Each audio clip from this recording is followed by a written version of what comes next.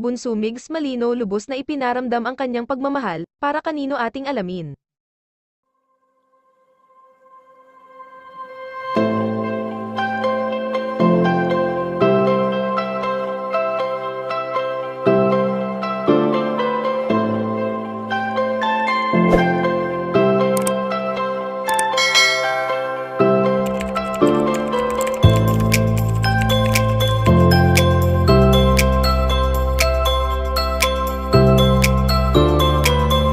Sa tuwing dumarating ang mga araw na may bakanteng oras si Bunso Migs Malino, ay mas ninanais nito na makasama ang mga taong malalapit sa kanya tulad ng kanyang buong pamilya. Sa ganitong pagkakataon nga ay hindi lamang ang binata ang lubos na nagiging masaya, kundi na rin ang pamilya Malino na talaga namang solid sa isa't isa.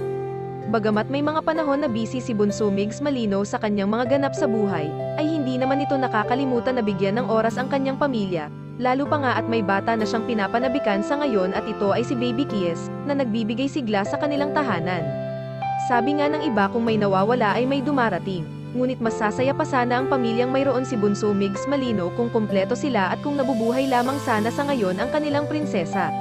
Alam naman natin na never na itong mangyayari ang maging buo sila, subalit mas pinipili na lamang ni Bunso Migs Malino na maging busy sa kabila ng sakit na kanyang nararamdaman sa tuwing naaalala niya si Cutie Mahal. Sa ngayon nga ay ayon sa aming impormasyon na nakalap na lubos na ipinaramdam ng binata ang kanyang pagmamahal para sa isang babaeng hindi siya iniwan, at ito ay walang iba kundi si Nanay Belen na palaging pinapasaya ng magkakapatid na Malino lalo na sa tuwing may okasyon. Kayo mga kachika, anong masasabi niyo dito? Please leave the comment and don't forget to subscribe.